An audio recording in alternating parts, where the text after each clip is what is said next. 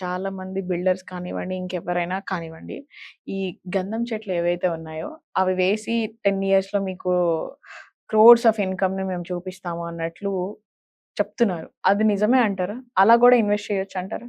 చేయొచ్చమ్మా, లేదని చెప్పలేను. కాకపోతే నేను ఇప్పుడు మీకు చెప్పినట్టు దాంట్లో అనుభవం చూడాలి. గంధం చెట్లు ఒక 10 సంవత్సరాల క్రితం, 40 సంవత్సరాల క్రితం మనం చూస్తాం కదా. ఏదైనా మనం అనుభవం బేస్ వేసే మాట్లాడుతున్నాం కదా.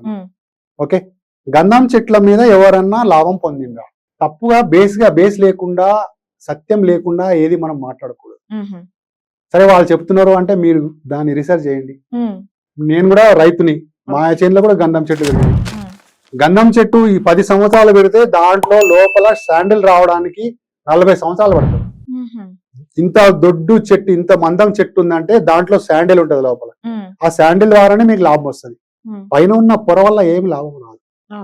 సరే, దానికి వస్తే లాభం, మళ్ళీ దానికి మార్కెటింగ్ చూసుకోవాలి. మీరు చేయొచ్చు, కాదనట్లేదు. కాకపోతే దాని మీద రీసెర్చ్ చేయండి. అంటే నేను అనేది ఏంటి అంటే సార్, గంధపు చెట్లు కేవలం ఈ శ్రీశైలం ఇటు సైడ్ అడవిల్లో మాత్రమే పెరుగుతాయి. దానికి ఒక క్లైమేట్ ఉండాలి అని చెప్పేసి చెప్తూ ఉంటారు.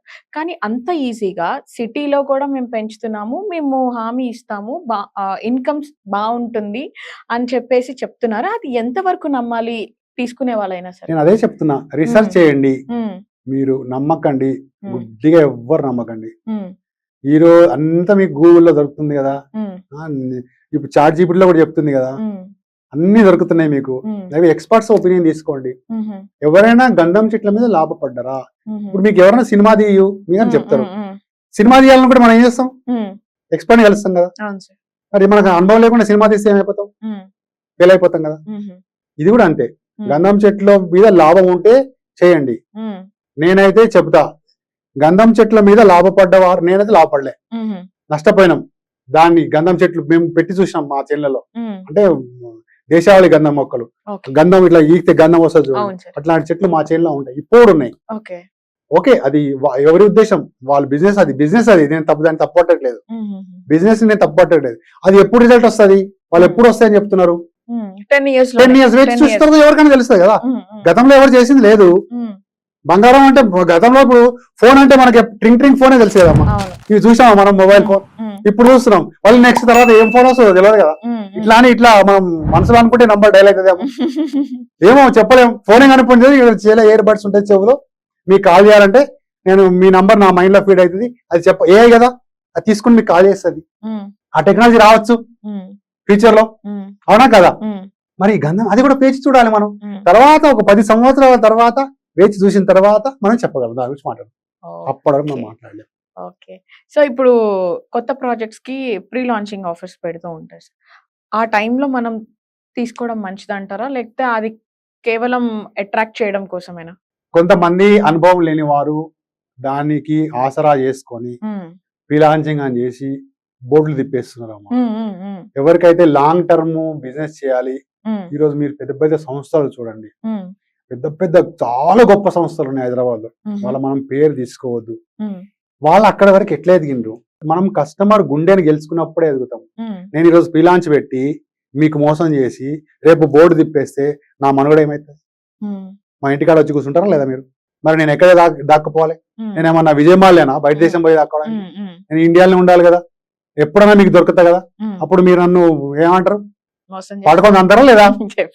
డెఫినెట్ గా మీ పేరు మంచిగా ఉండాలి అంటే మంచి బిజినెస్ చేయాలి. అంటే మోసం చేయడం కోసం మనం ఏం చేయొద్దు.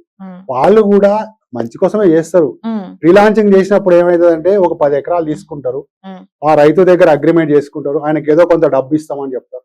ఇక్కడ వస్తే ఇయ్యాలనుకుంటారు, అది సక్సెస్ కాదు. కొన్ని సందర్భాల్లో వీళ్లకు ఫేస్ వాల్యూ ఉండదు పెట్టిన వాళ్ళకి. అందుకని నేను ఏమంటా అంటే అనుభవం వచ్చే వరకు ఇట్లాంటి ఆఫర్లు పెట్టకూడదు.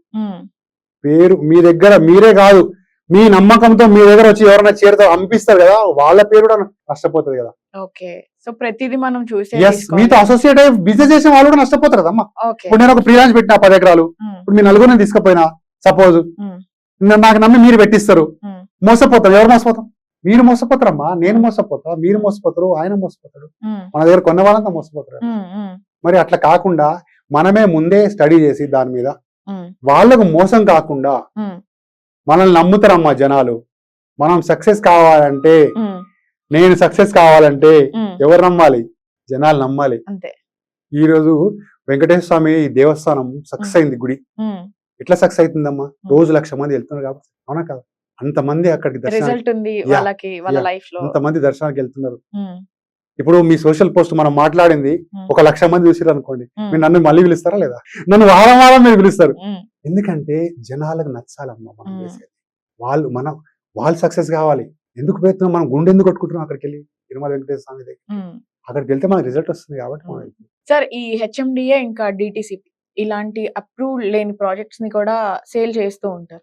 సో అలాంటివి తీసుకోవడం అనేది మనకి రిస్క్ ఫ్యాక్టర్ అవుతుందా సార్? చాలా రిస్క్ అమ్మా. ఇది వాళ్ళు చెప్తున్నారు, సిగరెట్ ప్యాకెట్ మీద నువ్వు తాగకరా నాయన అని పెద్ద బొమ్మ పెట్టింది కదా, ఆయన తాగుతున్నావు. తీసుకోకండి. రేరా ఎందుకు వచ్చిందమ్మా? మన కోసమే వచ్చింది. Real estate regulatory authority, IRDA insurance లో ఐఆర్డిఏ లాగా, బ్యాంకింగ్ లో ఆర్బీఐ లాగా ఈ రియల్ ఎస్టేట్ లో రేరా వచ్చిందమ్మా. చాలా మంచి కాన్సెప్ట్ ఇది. డిటిసిపి అనేది చాలా మంచి కాన్సెప్ట్. అప్పుడు మేము చిన్నగా ఉన్నప్పుడు 121 గజాలకు స్థలం ఇచ్చేసి రోడ్డు ముందు ఉండదు వెనుకుంటది, వాడు ఇల్లు కట్టుకోవాలి, దాని పక్క ఇల్లు కట్టుకుంటాడు. అవతల ఇల్లు కట్టుకోవాలంటే వానింటికి ఇసుక లారీ ఎట్లా పోవాలి, సిమెంట్ లారీ ఎట్లా పోవాలి.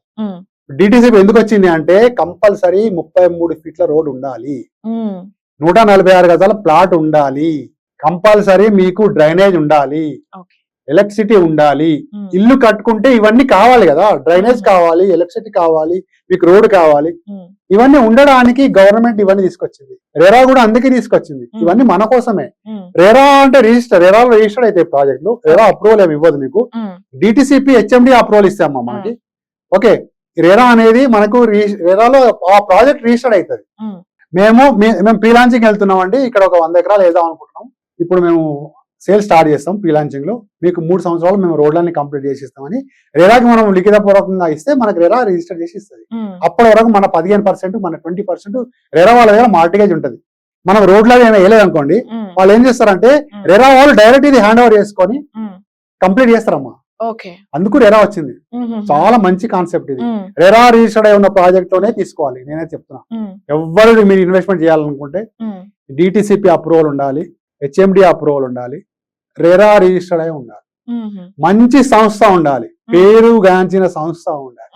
వాళ్ళ ఇంతకు ముందు వేసిన సైట్ చూడండి, మీరు చెప్పినట్టు డెవలప్మెంట్ చేసిరా లేదా చూడండి, లేకపోతే తీసుకోకండి. మీ గతం సైట్ చూడమనండి, కస్టమర్ మీ బ్యాక్గ్రౌండ్ చూడండి, మీరు కస్టమర్ రివ్యూస్ చూడండి, ఎంతమంది హ్యాపీ కస్టమర్స్ ఉన్నారు, అయితేనే మీరు తీసుకోండి. ఓకే, సో ఇవే కాకుండా ఇంకా ఏమేం డాక్యుమెంట్స్ చూసి ప్రాపర్టీస్ తీసుకోవాలంటారు?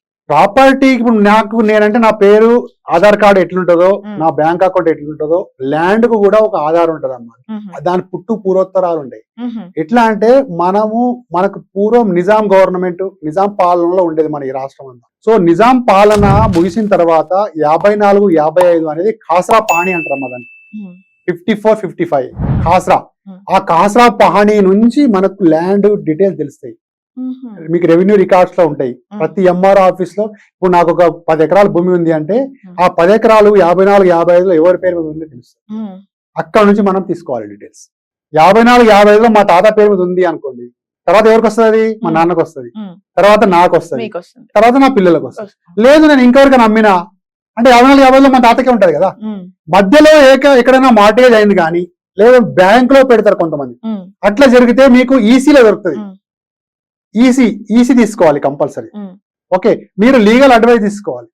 ల్యాండ్ తీసుకోవాలంటే ఇవన్నీ చెక్ చేసుకొని నమ్మి, మీరు మంచి ఏజెంట్ ని చూసుకొని మంచిగా నమ్మిన తర్వాత వాళ్ళ బ్యాక్గ్రౌండ్ అంతా చెక్ చేసిన తర్వాత ల్యాండ్ కొనుక్కోండి. ల్యాండ్ ఇన్వెస్ట్మెంట్ అంటే ఏదో మామూలుగా పోయి మనం మార్కెట్ పోయి ఏదో గిఫ్ట్, మీ బర్త్డే గిఫ్ట్ ఇచ్చిన బొమ్మ గిఫ్ట్ కాదు, లాంగ్ లైఫ్ ఉంటది అది.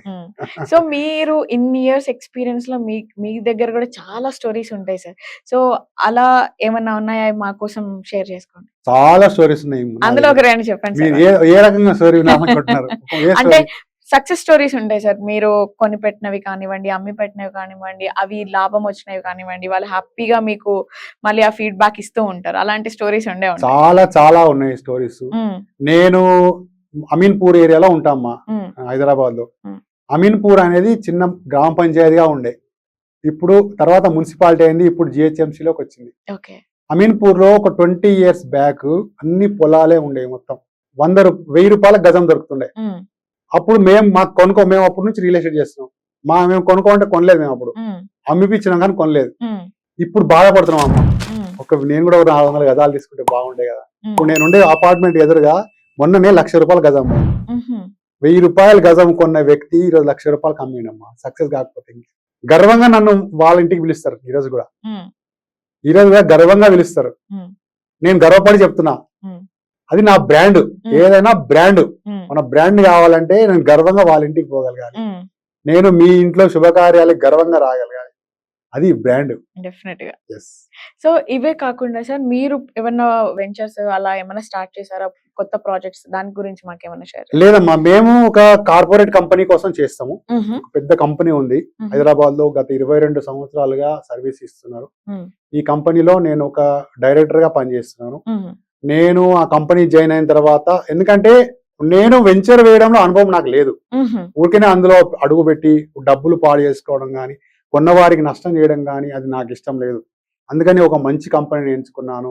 దాంట్లో నేను ఒక ఏజెంట్ గా జాయిన్ అయినా. ఫస్ట్ ఏజెంట్ గా జాయిన్ అయ్యి నేను అంచెలంచెలుగా ఈరోజు ఒక డైరెక్టర్ స్థాయిలో ఉన్నాం. నా దగ్గర ఒక 200 మంది టీం ఉంది. వాళ్ళందరూ ఈరోజు ఎంత బాగా చేస్తున్నారు. నేను ట్రైనింగ్ కూడా ఇస్తుంటా వాళ్ళకి. వాళ్ళు ఎక్కడ ల్యాక్ ఉంది, వాళ్ళు ఎక్కడ అమ్మలేకపోతున్నారు. బిజినెస్ ఎదగాలని చాలా మందికి ఉంటది. చాలా మంది డబ్బులు సంపాదించాలని ఉంటది. హైదరాబాద్కి వస్తారు, ఎక్కడెక్కడో పని చేస్తుంటారు, వాళ్ళకి తెలియదు.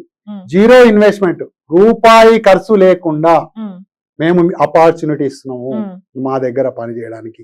మేమే ట్రైనింగ్స్ ఇస్తాము, మేమే సైట్ విజిట్స్ పెడతాం, వాళ్ళకి కస్టమర్ విజిట్స్ మేమే పెడతాం. కస్టమర్ కి ఏమన్నా క్లారిటీ ఉన్నా మేమే ఇస్తాం. మీకు ఏం చేయాల్సిన అవసరం లేదు. మాకు కస్టమర్ పరిచయం చేస్తే చాలు, మీ అకౌంట్ లో డబ్బులు వస్తాయి. సో మరి వాళ్ళు ఒకవేళ ప్రాపర్టీ తీసుకోవాలనుకున్నా, సేల్ చేసుకోవాలనుకున్నా సరే మీ కాంటాక్ట్ వాళ్ళకి ఉండాల్సింది. వాళ్ళు మిమ్మల్ని ఎలా అప్రోచ్ అవ్వాలి? స్క్రోల్ అయ్యే నంబర్ కి మీరు కాంటాక్ట్ చేస్తే సరిపోతుంది. ఈ వీడియో కింద నా నంబర్, నేను డైరెక్ట్ నా నంబర్ ఇస్తా.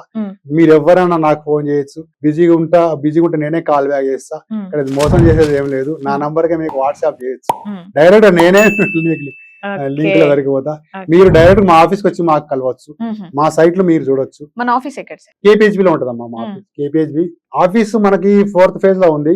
నా నంబర్ కి ఫోన్ చేస్తే నేను డైరెక్ట్ నేనే మాట్లాడి మీకు లొకేషన్ పంపిస్తాను. మా ఆఫీస్ కి వచ్చి మీరు కలవచ్చు. Okay. Thank you so much sir, మీ టైం ని మా కోసం ఇచ్చి ఇంత మంచి ఇన్ఫర్మేషన్ ఇచ్చినందుకు. మళ్ళీ నేను మిమ్మల్ని కలుస్తాను.